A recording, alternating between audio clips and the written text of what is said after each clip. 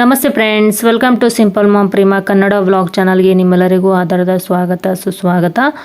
ಬನ್ನಿ ಫ್ರೆಂಡ್ಸ್, ಇವತ್ತಿನ ವ್ಲಾಗ್ನ ಆರಂಭಿಸೋಣ. ಇವತ್ತು ನೋಡ್ತಿರ್ಬೋದು ಫ್ರೆಂಡ್ಸ್, ಇವಾಗ ಸ್ವಲ್ಪ ಬಿಸಿಲು ಬಿದ್ದದ. ಬೆಳಿಗ್ಗೆ ಟೈಮ್ ಇವಾಗ 9:30 ಆಗಿದೆ. ರೋಹಿತ್ ಸಾಲಿಗೆ ಹೋಗ್ಯಾನ.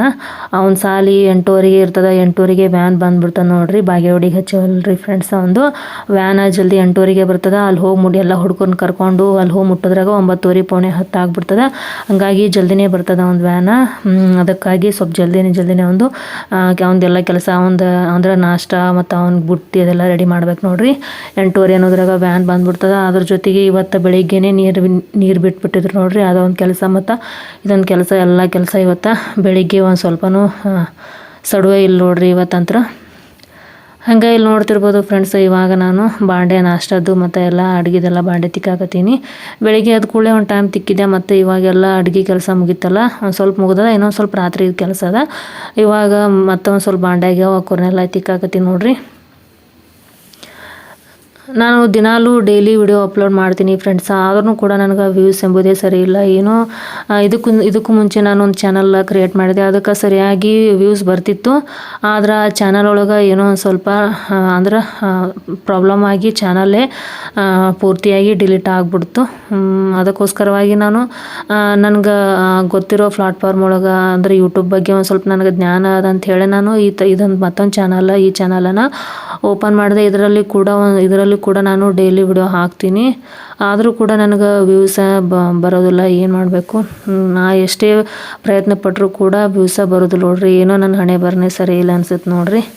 ಒಬ್ಬೊಬ್ಬರು ವಿಡಿಯೋ ಅಷ್ಟೊಂದು ನೋಡೋಕೆ ಕ್ಲಿಯರ್ ಆಗಿರಲ್ಲ, ಅದು ಇರೋಂಗಿಲ್ಲ. ಆದರೂ ಕೂಡ ಅವ್ರಿಗೆ ವ್ಯೂಸ್ ಚಲೋ ಬರ್ತಿರ್ತದೆ. ನಾ ಏನೇ ಮಾಡಿದ್ರು ನಂದು ವ್ಯೂಸೇ ಬರೋಂಗಿಲ್ಲ ನೋಡ್ರಿ. ನಿಮ್ಮ ಸಪೋರ್ಟ್ ನನಗೆ ಬೇಕು ನೋಡ್ರಿ. ಆದಷ್ಟು ನನ್ನ ವಿಡಿಯೋನ ನೋಡಿರಿ, ನನಗೂ ಸಪೋರ್ಟ್ ಮಾಡಿರಿ ಅಂಥೇಳಿ ನಾನು ನಿಮ್ಮ ಹತ್ರ ಕೋರ್ಕೋತೀನಿ ನೋಡ್ರಿ. ಹಾಗೆ ನೋಡ್ರಿ ಫ್ರೆಂಡ್ಸ್, ಇವಾಗ ನಂದು ಬಾಂಡೆ ತಿಕ್ಕೋದಾಯಿತು. ಇವತ್ತೇನು ನಾನು ಅಡುಗೆ ಬೆಳಿಗ್ಗೆನೇ ಮಾಡಿ ನೋಡ್ರಿ. ಅಂದ್ರೆ ರೋಹಿತ್ಗೆ ಸಾಲಿಗೆ ಹೋಗೋ ಮುಂದಾಗ ಪಲ್ಯ ಇವತ್ತು ತೊಗರಿಬೇಳೆ ಕುದಿಸಿದ್ದು ನೋಡ್ರಿ. ತೊಗರಿಬೇಳೆ ಕುದಿಸಿ ಅದ್ರಾಗ ಸಬ್ಬಸ್ಗೆ ಹಾಕಿ ಒಂದು ಸ್ವಲ್ಪ ಖಾರ ಹಾಕಿ ಅಂದ್ರೆ ಗಟ್ಬೇಳೆ ಥರ ಮಾಡಿ ನೋಡ್ರಿ. ಇವತ್ತು ನಾನು ಜೋಳದ ಸಜ್ಜಿ ಕಡುಬು ಮಾಡ್ಬೇಕಂತ ಅಂದ್ಕೊಂಡೀನಿ. ಸಜ್ಜಿ ಕಡುಬು ಮತ್ತು ಗಟ್ಬ್ಯಾಳೆ ಒಳ್ಳೆ ಕಾಂಬಿನೇಷನ್ ಆಗುತ್ತೆ ನೋಡ್ರಿ. ಹಾಗಾಗಿ ಇವತ್ತು ನಾನು ಆರಿಸಿ ಅಡುಗೆ ಮಾಡ್ಬೇಕಂತ ಅಂದ್ಕೊಂಡೀನಿ. ಅದೇ ರೀತಿಯಲ್ಲಿ ರೋಹಿತ್ ಹೋದ್ಮ್ಯಾಗ ಎಲ್ಲ ಮನೆಯದು ಎಲ್ಲ ನೋಡ್ತಿರ್ಬೋದು, ಎಲ್ಲ ಅಲ್ಲಿದಲ್ಲೇ ಸಾಮಾನು ಬಿದ್ದಾವು. ಇವಾಗ ಅವಕ್ಕನ್ನೆಲ್ಲ ಸ್ವಲ್ಪ ಎತ್ತಿಟ್ಬಿಟ್ಟು ಮತ್ತು ನಾನು ಅದಕ್ಕೂ ಮುಂಚೆ ಇವಾಗ ನೋಡ್ರಿ ಒಂದು ಸ್ವಲ್ಪ ಕೆಲಸ ಮಾಡಿದ ನಂತರ ನಂದೆಲ್ಲ ಅಂದ್ರೆ ನಾಷ್ಟ ಆದ್ಮ್ಯಾಗ ಒಂದು ಸ್ವಲ್ಪ ನನಗೆ ಚಹಾ ಕುಡಿದು ಅಭ್ಯಾಸ ಅದ. ಇವಾಗ ನಾನು ಚಹಾ ಕುಡ್ಕೋತಾ ಕುಂತೀನಿ ನೋಡ್ರಿ. ಟೈಮ್ 10 ಗಂಟೆ ಆಗ್ಯದ. ನಂದು ನಾಷ್ಟ ಕೂಡ ತಿನ್ನೋದಾಯಿತು. ನಾಷ್ಟ ಆದ್ಮ್ಯಾಗ ಇವಾಗ ನಾನು ಸ್ವಲ್ಪ ಚಹಾ ಕುಡಿಯಾಕತ್ತೀನಿ ನೋಡ್ರಿ. ಬೆಳಿಗ್ಗೆ ಒಂದು ಟೈಮ್ ಕುಡಿದಿರ್ತೀನಿ ಮತ್ತು ಇವಾಗ ನಾಷ್ಟ ಆದ್ಮ್ಯಾಗ ಒಂದು ಟೈಮ್ ನನಗೆ ಕುಡಿದು ಅಭ್ಯಾಸ ಆಗ್ಬಿಟ್ಟ ನೋಡ್ರಿ.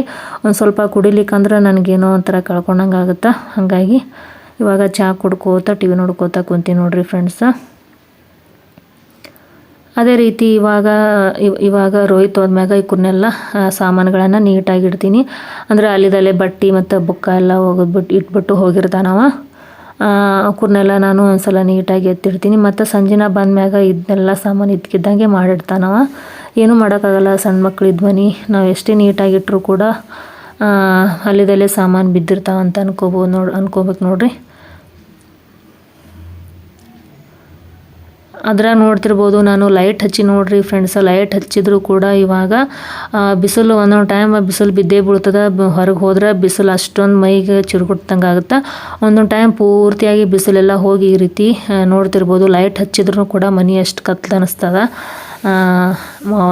ಇವಾಗ ಹೊರಗಡೆ ನೋಡಿದ್ರೆ ಮುಸುಗಿಟ್ಟ ನೋಡ್ರಿ. ಇವಾಗ ಆಗಲೇ ನಾನು ನಿಮ್ಗೆ ತೋರಿಸಿದ್ನಲ್ಲ, ಅವಾಗ ಬಿಸಿಲು ಬಿದ್ದಿತ್ತು. ಇವಾಗ ಮುಸುಗಿಟ್ಟಂಗೆ ಆಗ್ಬಿಟ್ಟ ನೋಡ್ರಿ. ಒಂದು ಟೈಮ್ ಮುಸುಗಿಡ್ತದೆ, ಒಂದೊಂದು ಟೈಮ ಬಿಸಿಲು ಬಿದ್ದೇ ಬೀಳ್ತದೆ. ಮಳೆಗಾಲ ವಾತಾವರಣ, ಮಳೆಗಾಲ ಅಲ್ಲ ಫ್ರೆಂಡ್ಸ, ಇವಾಗ ಈ ರೀತಿ ವಾತಾವರಣ ಆಗ್ತಿರ್ತದೆ. ಏನು ಮಾಡೋಕ್ಕಾಗೋದಿಲ್ಲ. ಇವನ್ನೆಲ್ಲ ನಾನು ಬಟ್ಟೆಯೆಲ್ಲ ಎತ್ತಿಟ್ಟೆ ಮತ್ತು ಅದೇ ರೀತಿ ಸೋಫಾನು ಕೂಡ ನೀಟಾಗಿ ಸೆಟ್ ಮಾಡಿಬಿಡ್ತೀನಿ ನೋಡ್ರಿ. ಸೋಫಾ ಕವರ ಅದು ಮ್ಯಾಗಿನ ಕವರ ನಾವು ಈ ರೀತಿ ಹಾಕಿದ್ರೆ ಬಿದ್ದುಬಿಡ್ತದೆ ನೋಡ್ರಿ.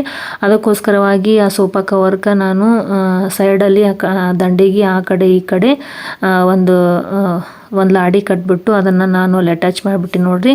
ಅದನ್ನು ನಾವು ಎಷ್ಟೇ ಜಿಗ್ಗಿದ್ರೂ ಕೂಡ ಅದು ಕೆಳಗಡೆ ಬೀಳಂಗಿಲ್ಲ. ಹಾಗಾಗಿ ಸಣ್ಣ ಮಕ್ಕಳು ಇದ್ದ ಮನ್ಯಾಗ ನಾವು ಎಷ್ಟೇ ನಾವು ಸೋಫಾ ಕವರ್ ನಾವು ಹಾಕಿದ್ರೂ ಕೂಡ ಮಕ್ಕಳು ಅದ್ರ ಮ್ಯಾಗ ಕುಂತು ಮಾಡಿ ಅದನ್ನೆಲ್ಲ ಬೀಳಿಸ್ಬಿಡ್ತಾರೆ. ಅದಕ್ಕೆ ನಮ್ಮ ಮನ್ಯಾಗೂ ಹಂಗೆ ಹಾಕಿತ್ತು. ನಾ ಹಾಕಿ ಹಾಕ್ತಿದ್ದೆ, ಅದು ಬಿದ್ದೇ ಬೀಳ್ತಿತ್ತು. ಅದಕ್ಕೋಸ್ಕರವಾಗಿ ನಾನು ಅದು ಕವರ್ದು ದಂಡಿಗೆ ಅದು ಲಾಡಿ ಕಟ್ಬಿಟ್ಟು ಅದಕ್ಕೆ ಸೋಫಾಕ್ಕೆ ಅದನ್ನು ಲಾಡಿನ ಅಟ್ಯಾಚ್ ಮಾಡಿಬಿಟ್ಟು ನೋಡ್ರಿ. ಹಿಂಗಾಗಿ ಅದು ನಾವು ಎಷ್ಟೇ ಹೇಳಿದ್ರು ಕೂಡ ಬೀಳಂಗಿಲ್ಲ. ಅದು ಸೋಫಾ ಕವರ್ದು ಗಲೀಜಾದಾಗ ಅದನ್ನು ತೊಗೊಂಡ್ಬಿಟ್ಟು ಮತ್ತೆ ನಾನು ಅದನ್ನು ತೊಳೆದು ಹಾಕಿ ಮತ್ತೆ ಅದಕ್ಕೆ ನಾನು ಕಟ್ಟಿಬಿಡ್ತೀನಿ ನೋಡ್ರಿ.